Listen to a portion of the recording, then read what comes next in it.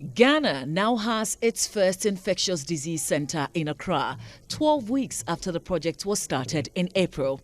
A 100-bed hospital facility with a 20-bed intensive care unit and a first-class laboratory, backup generator, and so many other modern facilities.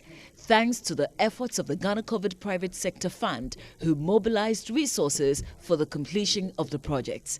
The hospital will initially be used for the isolation and treatment of critically ill COVID-19 patients. When the pandemic ends, it will then be used to treat other infectious diseases. So, after a successful completion of the first of 4 hospitals in the country, let me introduce you to the trustees of the project who started it all with a seed money of 100,000 Ghana cedis each and a target to raise 1 million Ghana cedis each. Here are 2 of them. Somebody might get sick, he might not get the resources, all right? Yeah. Let's say all the hospitals are full, and you see people dying probably on the street or even lying outside the hospital or on the floors of the hospital that we have. And when if I go there, like I see it, will I be happy? That would not be what I wanted. That's why the moment they told me they want to do something like that, I say, okay, I'm on board, count me in.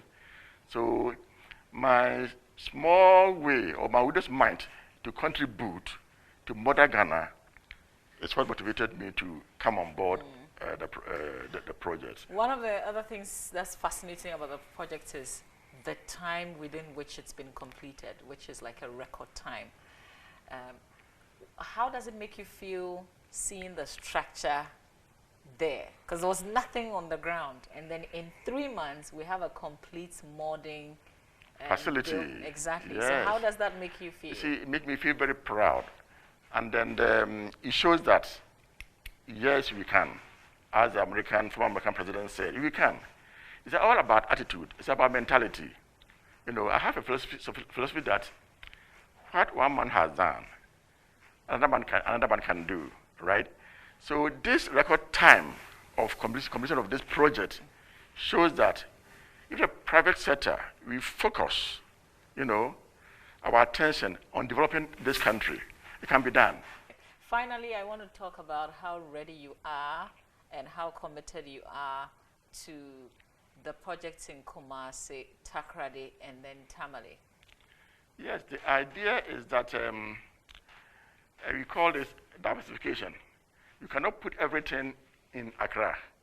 So if somebody is in Takoradi, you have to either be flown here by helicopter or by road, you know. So once you'll be able to do this, in conjunction with the military and also able-bodied, good-willing Ghanaians, the idea is to spread it. That doesn't become a centralized facility, right? So from here, Accra, we have decided to go to Kumasi. From Kumasi, the first willing, you go to Takoradi and eventually go to Tamale. You know, the most important thing in the beginning was for us to have the will to do something. And once we had that, it was 50% of the decision was made, and you know, the journey was done, in my view. But to start with, the scariest thing was getting out of our homes. You didn't know what was going to happen. That was the scariest thing, and that was what our families were afraid of. You know, so they were okay with us helping, but couldn't we help from home? Couldn't we get other people to do this? But going into it yourself was the scariest thing. Yeah. So that was the most difficult part. Once we got over that, it was easy, you know, to continue with the rest. There must be some kind of excitement in you, knowing that there was nothing here where we stand today. This had nothing, but because you dreamt, and you dreamt with a group of people, this is possible today. How does that make you feel? It's interesting. It's, I think we are all filled with pride and, you know, joy, just to be able to know that we've been able to achieve it. You know, as a nation, that we've all put our heads together and thought that, okay, let's do this. And then we all forced towards it until we get there. And we've gotten there very beautifully. And if you're wondering who really is the boss when 11 CEOs come together to execute a project like this, well, Here's Kweku Bediako again. Lots of the people knew each other. Okay, what we hadn't done was maybe to work together. So that was new. But I think, something very Ghanaian happened from the first day and it stuck all through, which is using age as the determining factor of who is senior in this. So the oldest person clearly, was a senior, followed by the next, followed by the next, followed by the next. Luckily, they seem to be the wisest people as well. So luckily, the age was coming with wisdom and experience and all of that. Yeah, so it was easy to hold on to that, and it worked beautifully.